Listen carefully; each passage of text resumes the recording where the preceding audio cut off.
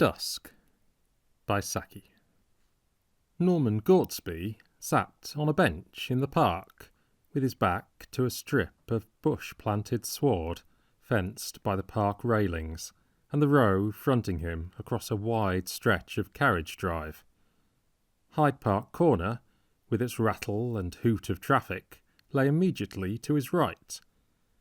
It was some 30 minutes past 6 on an early March evening, and dusk had fallen heavily over the scene. Dusk mitigated by some faint moonlight and many street lamps. There was a wide emptiness over road and sidewalk, and yet there were many unconsidered figures moving silently through the half-light or dotted unobtrusively on bench and chair, scarcely to be distinguished from the shadowed gloom in which they sat. The scene pleased Gortsby and harmonised with his present mood. Dusk, to his mind, was the hour of the defeated. Men and women who had fought and lost, who hid their fallen fortunes and dead hopes as far as possible from the scrutiny of the curious, came forth in this hour of gloaming, when their shabby clothes and bowed shoulders and unhappy eyes might pass unnoticed, or, at any rate, unrecognised. A king that is conquered must see strange looks, so bitter a thing is the heart of man. The wanderers in the dusk did not choose to have strange looks fasten on them. Therefore they came out in this bat fashion, taking their pleasure sadly in a pleasure ground that had emptied of its rightful occupants. Beyond the sheltering screen of bushes and palings came a realm of brilliant lights and noisy, rushing traffic. A blazing, many-tiered stretch of windows shone through the dusk and almost dispersed it, marking the haunts of those other people who held their own in life's struggle, or at any rate had not had to admit failure. So Gortsby's imagination pictured things as he sat on his bench in the almost deserted walk. He was in the mood to count himself among the defeated. Money troubles did not press on him. Had he so wished, he could have strolled into the thoroughfares of light and noise and taken his place among the jousting ranks of those who enjoyed prosperity or struggled for it.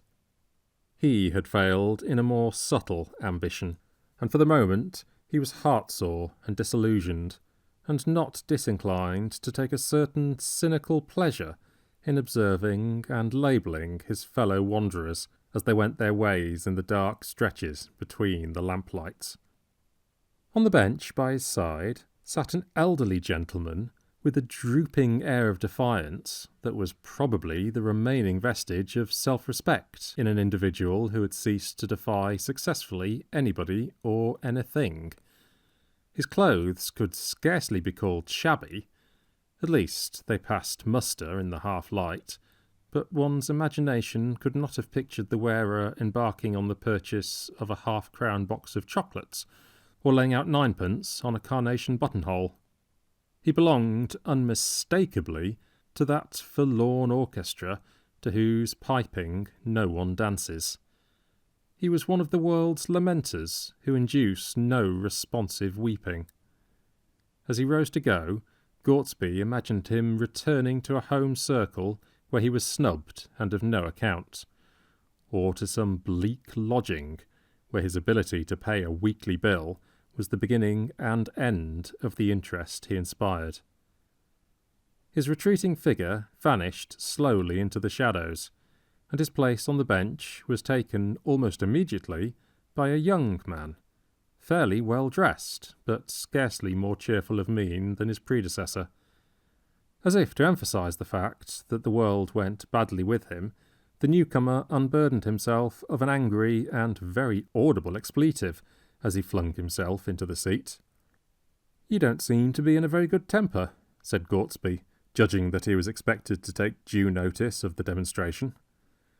The young man turned to him with a look of disarming frankness, which put him instantly on his guard.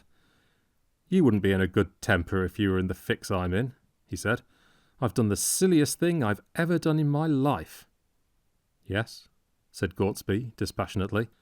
"Came up this afternoon, meaning to stay at the Patagonian Hotel in Berkshire Square," continued the young man.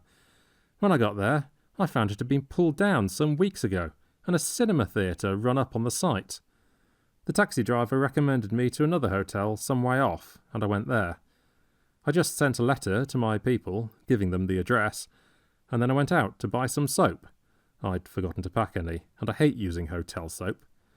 Then I strolled about a bit, had a drink at a bar, and looked at the shops, and when I came to turn my steps back to the hotel, I suddenly realised that I didn't remember its name, or even what street it was in.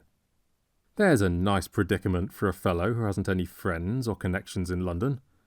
Of course, I can wire to my people for the address, but they won't have got my letter till tomorrow. Meanwhile, I'm without any money. Came out with about £1 on me, which went in buying the soap and getting the drink. And here I am, wandering about with 2p in my pocket and nowhere to go for the night." There was an eloquent pause after the story had been told. "I suppose you think I've spun you rather an impossible yarn," said the young man presently, with a suggestion of resentment in his voice. "Not at all impossible," said Gortsby judiciously. "I remember doing exactly the same thing once in a foreign capital, and on that occasion there were 2 of us, which made it more remarkable. Luckily, we remembered that the hotel was on a sort of canal, and when we struck the canal, we were able to find our way back to the hotel." The youth brightened at the reminiscence. "In a foreign city I wouldn't mind so much," he said. "One could go to one's consul, and get the requisite help from him. Here, in one's own land, one is far more derelict, if one gets into a fix. Unless I can find some decent chap to swallow my story and lend me some money, I seem likely to spend the night on the embankment. I'm glad, anyhow, that you don't think the story outrageously improbable." He threw a good deal of warmth into the last remark, as though perhaps to indicate his hope that Gortsby did not fall far short of the requisite decency. "Of course," said Gortsby slowly, "the weak point of your story is that you can't produce the soap." The young man sat forward hurriedly, felt rapidly in the pockets of his overcoat, and then jumped to his feet. "I must have lost it," he muttered angrily. "To lose an hotel and a cake of soap in one afternoon suggests wilful carelessness," said Gortsby, but the young man scarcely waited to hear the end of the remark. He flitted away down the path, his head held high, with an air of somewhat jaded jauntiness. "It was a pity," mused Gortsby. "The going out to get one's own soap was the one convincing touch in the whole story, and yet it was just that little detail that brought him to grief. If he had had the brilliant forethought to provide himself with a cake of soap, wrapped and sealed with all the solicitude of the chemist's counter, he would have been a genius in his particular line. In his particular line, genius certainly consists of an infinite capacity for taking precautions." With that reflection, Gortsby rose to go. As he did so, an exclamation of concern escaped him. Lying on the ground, by the side of the bench, was a small, oval packet, wrapped and sealed with the solicitude of a chemist's counter. It could be nothing else but a cake of soap, and it had evidently fallen out of the youth's overcoat pocket when he flung himself down on the seat.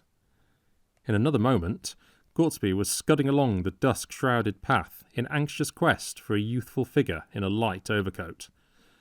He had nearly given up the search when he caught sight of the object of his pursuit, standing irresolutely on the border of the carriage drive, evidently uncertain whether to strike across the park or make for the bustling pavements of Knightsbridge. He turned round sharply with an air of defensive hostility when he found Gortsby hailing him. "The important witness to the genuineness of your story has turned up," said Gortsby, holding out the cake of soap. "It must have slid out of your overcoat pocket when you sat down on the seat. I saw it on the ground after you left. You must excuse my disbelief, but appearances were really rather against you. And now, as I appeal to the testimony of the soap, I think I ought to abide by its verdict, if the loan of a sovereign is any good to you." The young man hastily removed all doubt on the subject by pocketing the coin. "Here is my card with my address," continued Gortsby. "Any day this week will do for returning the money. And here is the soap. Don't lose it again. It's been a good friend to you." "Lucky thing you're finding it," said the youth, and then, with a catch in his voice, he blurted out a word or two of thanks and fled headlong in the direction of Knightsbridge. "Poor boy, he as nearly as possible broke down," said Gortsby to himself. "I don't wonder either. The relief from his quandary must have been acute. It's a lesson to me not to be too clever in judging by circumstances." As Gortsby retraced his steps past the seat where the little drama had taken place, he saw an elderly gentleman poking and peering beneath it and on all sides of it, and recognised his earlier fellow occupant. "Have you lost anything, sir?" he asked. "Yes, sir. A cake of soap,"